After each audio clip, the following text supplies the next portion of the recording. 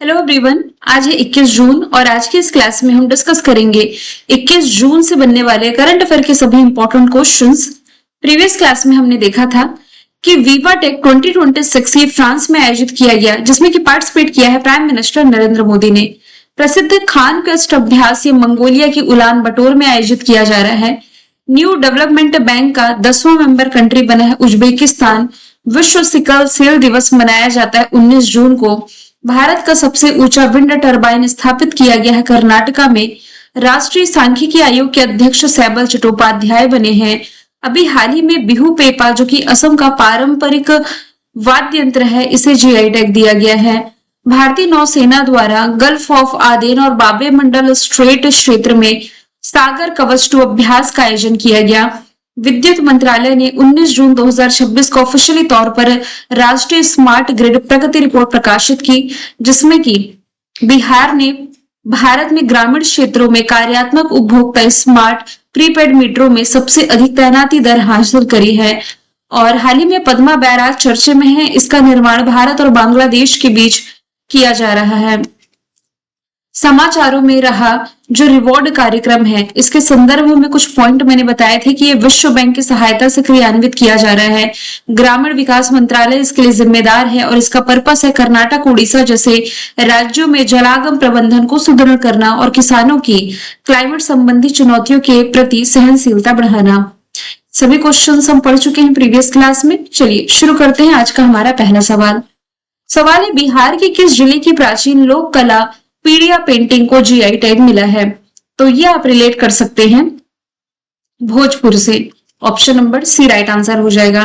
पीड़िया painting को GI tag मिलना सिर्फ भोजपुरी के एक कला शैली नहीं, बल्कि भोजपुरी अस्मिता, लोक परंपरा और भोजपुरी विरासत का एक बड़ा सम्मान है। पीड़िया भोजपुरी अंचल की पुरानी और बेहद महत्वपूर्ण पारंपरिक लोक कला और भित्ति चित्र है। और पीड़िया त्योहार भी है जो भाई बहन के अटूट प्रेम और पारिवारिक संबंधों का प्रतीक माना जाता है। वैसे यदि आप देखें तो बिहार के अन्य प्रोडक्ट्स हैं जिन्हें जीआई टैग मिल चुका है। एक तो हो जाएगा मिथिला मखाना, शाही लीची,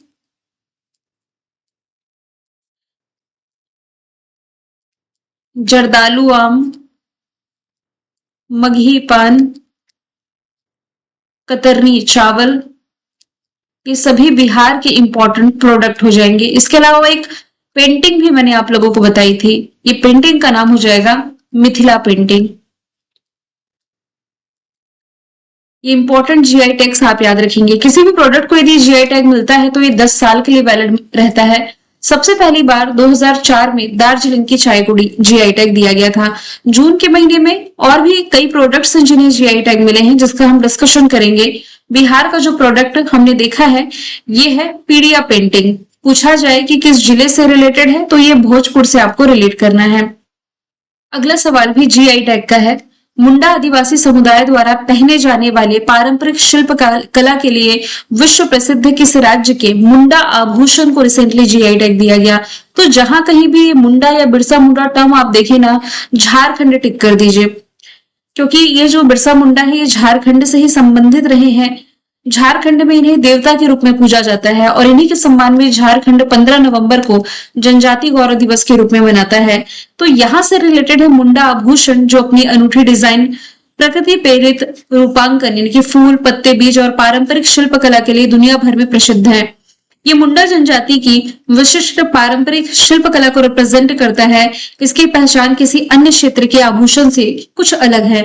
जैसे कि मैंने बताया, जून महीने में कई राज्यों के कुछ प्रोडक्ट्स हैं जिन्हें जीआई टैग मिला।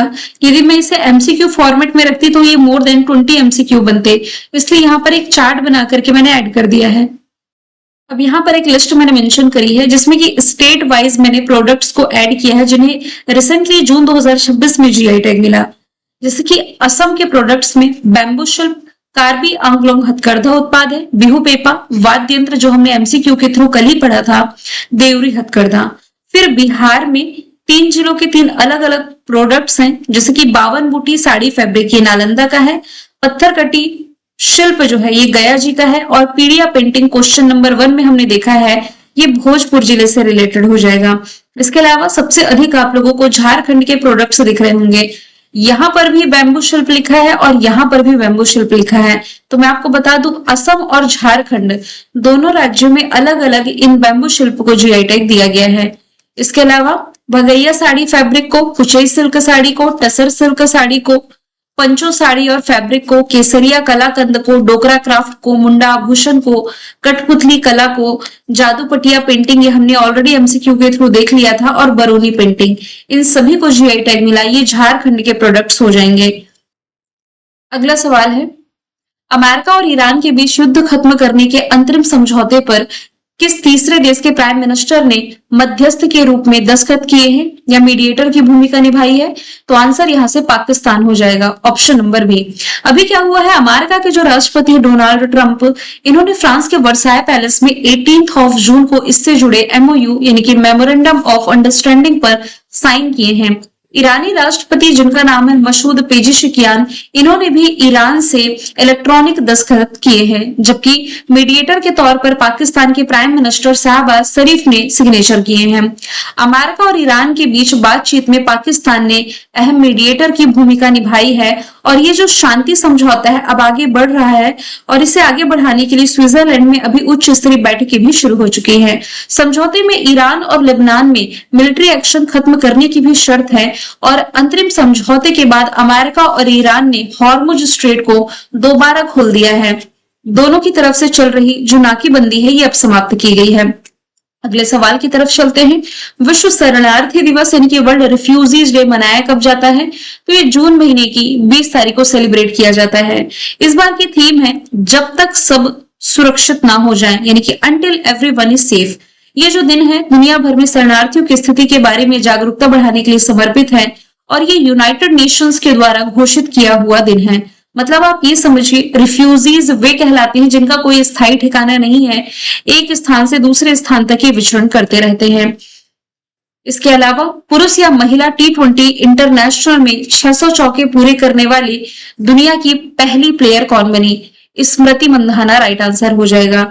तो पुरुष या महिला दोनों की ही कैटेगरी में T20 इंटरनेशनल में यदि हम बात करें तो 600 चौके पूरे करने का ये रिकॉर्ड बना चुकी हैं। स्मृति मंधाना ने महिला T20 में 17 जून 2026 को नीदरलैंड के खिलाफ 11 चौके लगाए और उनके नाम T20 इंटरनेशनल में 603 चौके हो गए, मतलब 600 का आंकड़ा ये पार कर गई है और ऐसा करने वाली दुनिया की पहली प्लेयर बनी है। और न्यूजीलैंड की सूजी बेट्स ये 521 चौकों के साथ दूसरे स्थान पर रही हैं।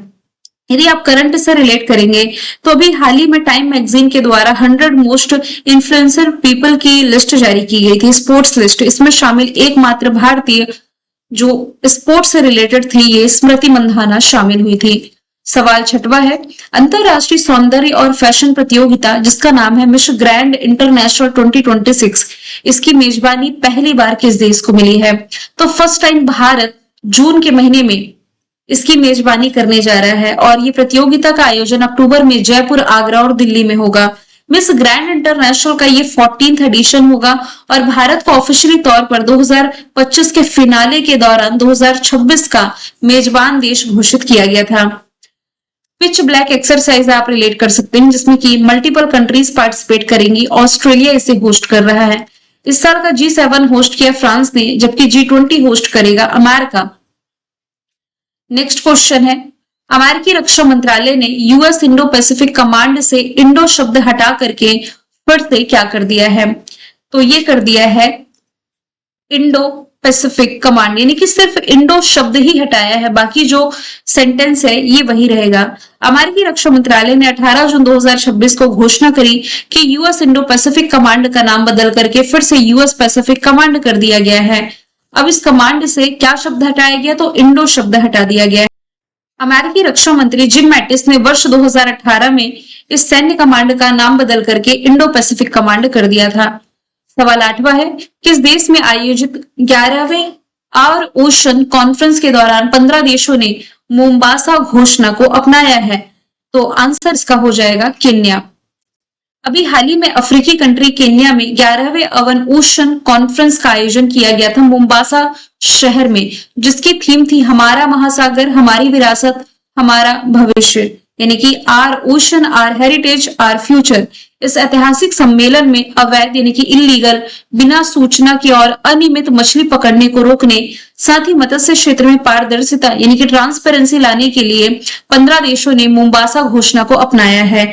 अब ये मोम्बासा घोषणा या मोम्बासा डिक्लेरेशन है क्या? तो समुद्र में गैर कानूनी तरीके से होने वाली मछली पकड़ने की घटनाओं यानी कि इलीगल जो फिशिंग होती है, इसे रोकने के लिए किया गया एक अंतरराष्ट्रीय समझौता है। अभी केन्या के मोम्बासा शहर में हुआ है, इसलिए इसका नाम मोम्बासा कन्वेंशन है, जिस पर 15 देशों ने इस घोषणा को अपना लिया है। और ऐसा पहली बार था जब यह प्रमुख महासागरीय सम्मेलन अफ्रीकी धरती पर हुआ कहाँ है? केन्या में। तो मैप के थ्रू आप देख सकते हैं, अफ्रीका के मैप में कुछ यहाँ पर केन्या है। केन्या की कैपिटल नैरोबी, जहां पर यूनाइटेड नेशंस एनवायरनमेंट प्रोग्राम का हेडक्वार्टर है। करेंसी कीनियाई शिलिंग है। राष्ट्रपति का नाम विलियम रूटो हो जाएगा।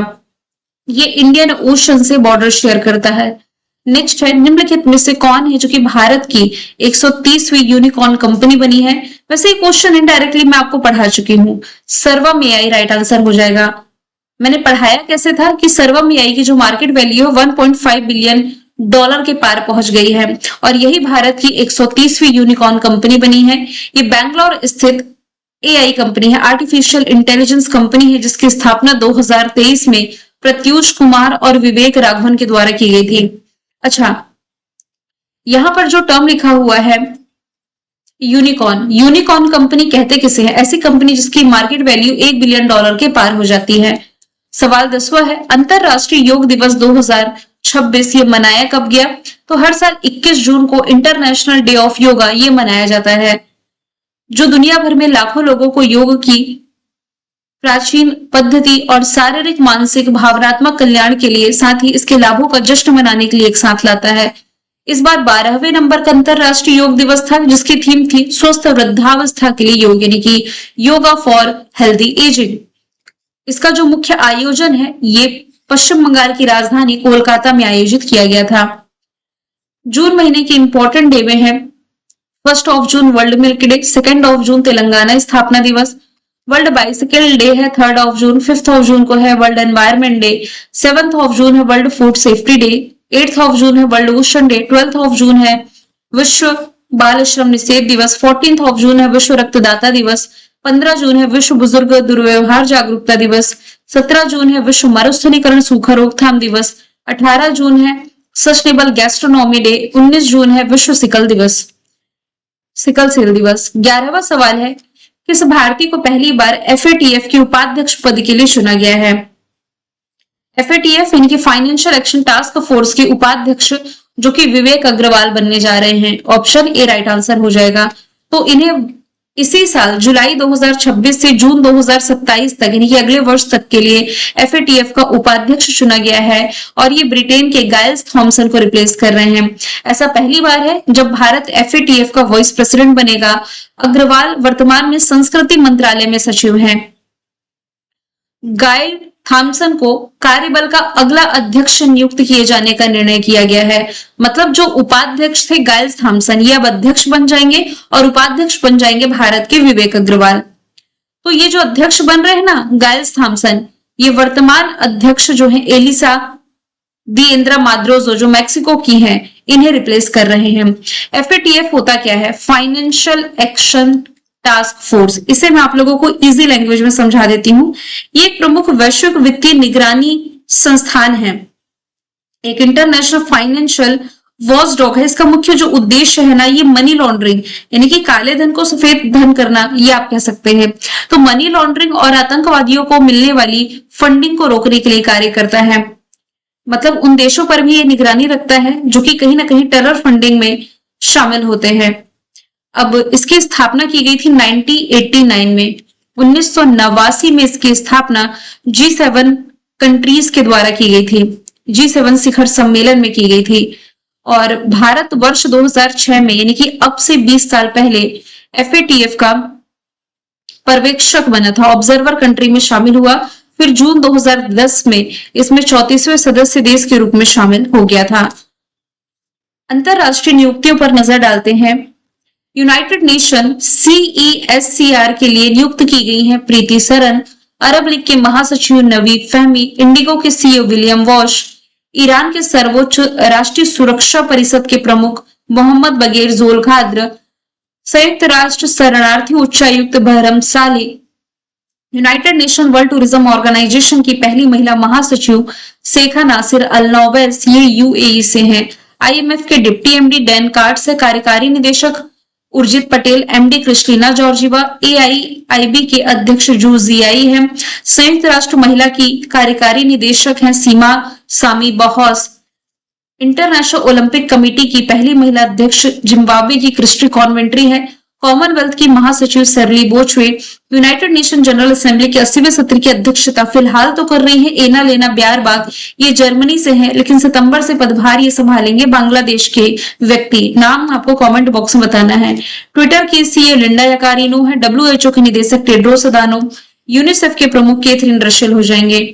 लास्ट क्वेश्चन है, किस भारतीय शहर को दुनिया के 20 सर्वश्रेष्ठ कला और सांस्कृतिक शहरों में शामिल किया गया है? तो आंसर इसका जयपुर हो जाएगा। जयपुर जो कि राजस्थान की कैपिटल है, इसे दुनिया के 20 सर्वश्रेष्ठ कला और सांस्कृतिक शहरों में 18वें स्थान पर रखा गया है। इस लिस्ट में लंदन जो है ये पहले स्थान पर है, मतलब ओवरऑल पूरी दुनिया में जयपुर भारत का एकमात्र शहर था जिसने टॉप 20 में जगह बनाई है। ये रैंकिंग लंदन स्थित इंटरनेशनल मैगजीन टाइम आउट ने जारी करी है और ये जो रैंकिंग है ये शहरों की सांस्कृतिक विरासत, संग्रहालय और कला कार्यक्रमों के आधार पर दी जाती है।